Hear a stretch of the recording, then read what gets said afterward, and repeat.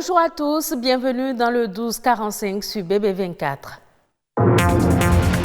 Plus de 7 milliards de personnes vivent aujourd'hui sur la Terre et sont confrontées à de nombreux problèmes. La pandémie du coronavirus s'en mêle. Ce 11 juillet, Journée mondiale de la population, est l'occasion pour réfléchir et trouver des solutions. Bien gérer son temps de travail permet de gagner en efficacité et en productivité. Faire du temps son meilleur allié est un art. Comment y parvenir? Des astuces dans ce journal. Le Bénin est un grenier de richesse en matière de patrimoine immatériel. C'est le cas de la danse, qu'elle soit traditionnelle ou moderne. C'est un pilier qui indique une destination vendable.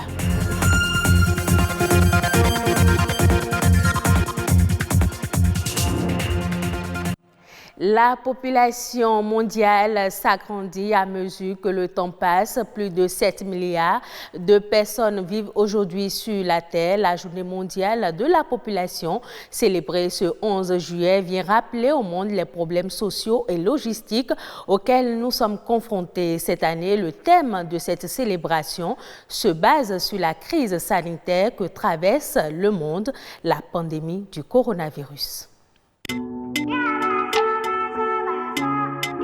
Selon les estimations du Fonds mondial pour la population, il y a plus de 7 milliards d'habitants qui vivent sur la Terre et chacun d'eux doit être protégé. C'est pourquoi le 11 juillet est décrété Journée mondiale de la population par le Conseil d'administration du Programme des Nations Unies pour le développement. Et depuis 1989, cette journée est célébrée à l'échelle planétaire. Elle vise, entre autres, à attirer l'attention sur l'urgence et l'importance, voire renforcer la sensibilisation aux questions des populations pour tout ce qui a rapport avec l'environnement et le développement. Cette année, cette journée est célébrée sous fond de Covid-19. D'où le thème « Ralentir la propagation de la Covid-19 », comment protéger la santé et les droits des femmes et des filles.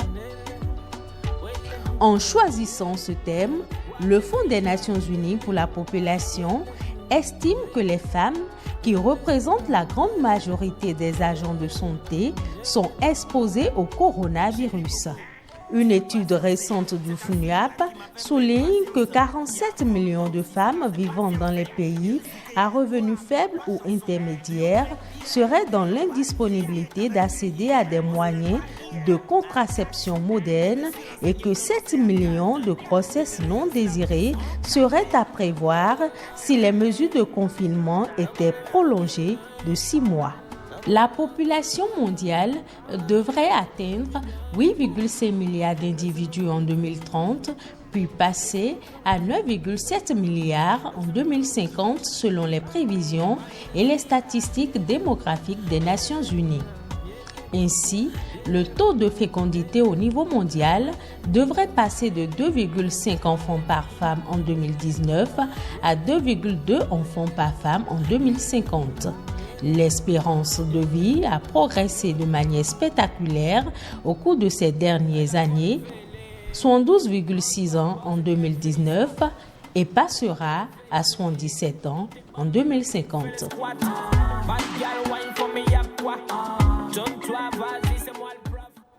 Le temps n'est pas extensible et une journée n'a que 24 heures. Sa bonne gestion et l'importance qui lui sont accordées sont gages du succès, et ceci tant sur le plan individuel que national.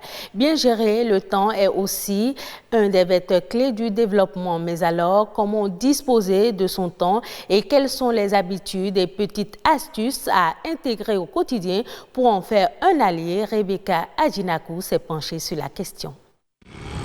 Autant qu'ils sont, les Béninois reconnaissent l'importance du temps. Pour moi, le temps est tellement si important que j'arrive même plus à dormir la nuit. Parce que dormir la nuit, ça fait encore plein de temps. Dès que le temps est parti, vous ne pouvez plus rattraper. Alors si nous ne rattrapons pas l'heure qui passe, nous n'allons pas espérer rattraper le temps qui est passé. Richesse à la portée de tous, le temps passe et se révèle court. Pour atteindre ses objectifs, chacun s'y prend à sa façon. La gestion de mon temps se fait en fonction des tâches que j'ai accomplies. La principale chose que je fais, c'est que j'essaie de me fixer des objectifs. Au vu de ces objectifs, je planifie. Je m'organise bien pour que les objectifs que je me suis fixés soient atteints dans le délai que j'ai imparti pour chaque activité. Je suis consultante en festivité, mais ce qui veut dire que la cérémonie se passe toujours le week-end. Donc on a 48 heures pour satisfaire tout le monde. Et vous savez très bien, la cérémonie africaine avec la multitude de foules, les 48 heures sont insignifiants pour satisfaire mes clients. Donc quand je parle qu'en mangeant même, je calcule mon temps. En parlant, je parle plus vite pour récupérer mon temps. Time is money, disent les anglophones. Le temps fait partie intégrante du processus de développement d'une nation. L'Institut national de la statistique et de l'analyse économique publie en 2017 que sur 24 heures, seules 3 heures sont optimisées par les Béninois. La cause principale, c'est que le Béninois est dans un environnement où il n'y a pas assez de rigueur au niveau des différents responsables pour l'amener à pouvoir être plus pointué par rapport à son utilisation du temps. Mieux vaut tard que jamais. Pour une gestion optimale du temps, plusieurs méthodes existent. Nous allons proposer la méthode NERAC. La méthode NERAC, c'est N-E-R-A-C. Le N voudrait dire qu'il faut noter toutes ces activités dans une journée. Le E plutôt, c'est qu'il faut évaluer la durée nécessaire pour chaque activité.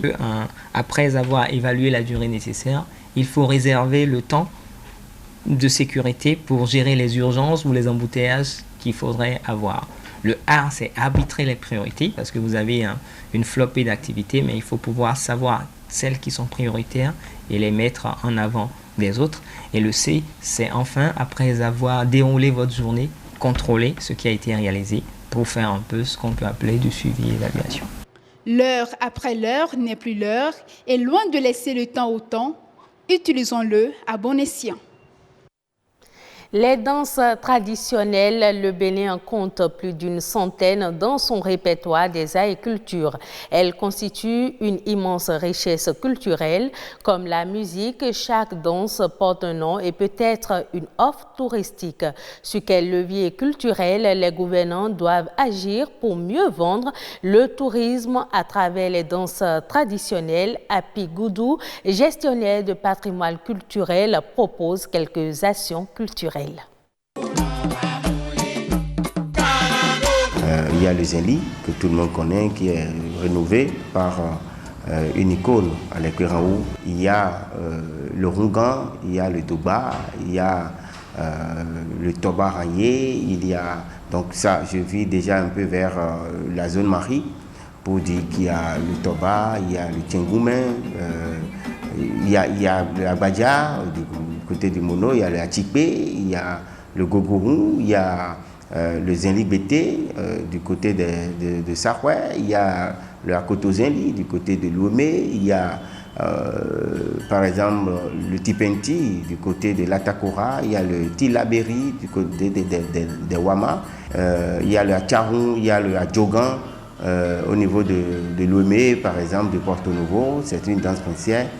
Potentiellement, c'est une offre touristique, mais de façon pratique, cela vient accidentellement. Pendant le 10 janvier, la période du 10 janvier, il y a le professeur Alade Kofi, qui est aujourd'hui un trésor humain vivant en matière de danse traditionnelle au Bénin, qui organise le Festival international de la danse à gogo. Et ce festival, quand les gens finissent les visites touristiques dans la journée, le soir, ils viennent justement à la place du Fort Français pour se divertir, pour voir encore un autre aspect, l'aspect immatériel de notre richesse touristique. Donc, ils le vivent en direct donc, de la scène et c'est plusieurs danses, variétés de danses qui se pratiquent devant eux. Donc, cela leur donne le goût de revenir chaque année. C'est là où l'importance, toute l'importance de la mise en tourisme du patrimoine immatériel, notamment des événements qui promeuvent les danses traditionnelles, ce que les autres n'ont pas chez eux, les rituels, les savoir-faire. Quand vous prenez par exemple le Rungan d'Abomey, vous allez voir des pagnes tissées avec des tentures, des dessins qui sont uniques, des toiles appliquées. C'est ça en fait Et donc, les gens vont être attirés par ça pour dire, ah ça, je veux bien voir ça. Et l'artisanat accompagne. À présent, suivons La Nation en bref. C'est une compilation des faits marquants de l'actualité nationale réalisée par Amandine Anyambossou.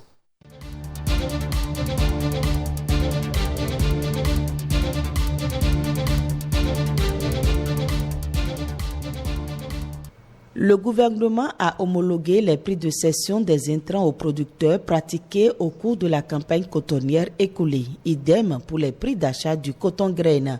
Une décision qui a été prise selon le ministre de l'Agriculture pour amortir les effets du Covid-19 sur le secteur.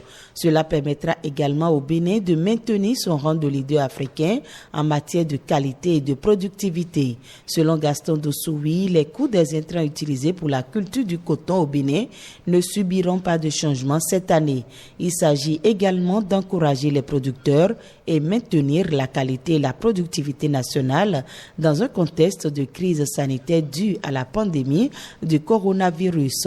Face aux effets du Covid-19 et à la baisse du coût mondial du coton, le Bénin est le seul pays de la sous-région ouest-africaine à maintenir ses prix à leur niveau de la campagne écoulée. Tous les autres pays ont baissé le prix d'achat aux producteurs. L'assistance promise aux victimes des mesures restrictives gouvernementales dans le cadre de la lutte contre le coronavirus est effective. En témoigne la déclaration faite ce jeudi par Véronique Toyin-Fodé-Mewanou, ministre des Affaires sociales et de la microfinance.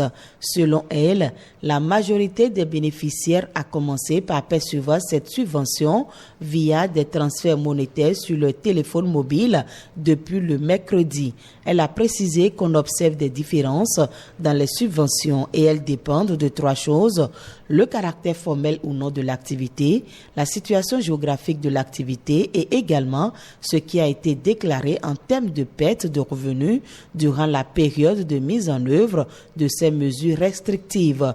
Véronique Toyin-Fodé-Mewanou, ministre des Affaires sociales et de la microfinance, a par ailleurs invité la population à faire confiance au gouvernement.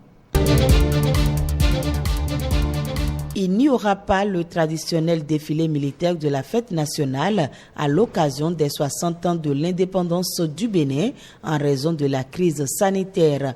La décision a été prise en Conseil des ministres le 8 juillet dernier.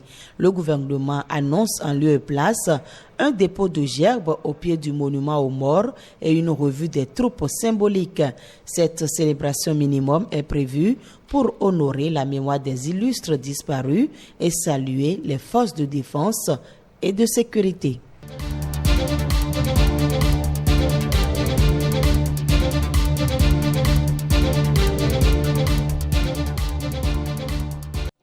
Au Maroc, le gouvernement envisage d'augmenter les droits d'importation pour protéger la production nationale. C'est ce que révèle le projet de loi des finances proposé par le gouvernement pour l'exercice 2020. D'après le document consulté par l'agence Ecofin, les droits d'importation applicables à certains produits finis de consommation passeront désormais de 30% à 40%. La mesure vise à accompagner les efforts entrepris en matière d'appui aux entreprises dont les activités ont été mises en difficulté par la pandémie du coronavirus. Selon le gouvernement, les nouvelles mesures d'augmentation des tarifs douaniers resteront dans la limite des taux consolidés par le Maroc au niveau de l'Organisation mondiale du commerce. Et ce sera tout pour cette édition. Merci de l'avoir suivi. Retrouvez ce journal sur le site de l'ORTB, www.ortb.bj.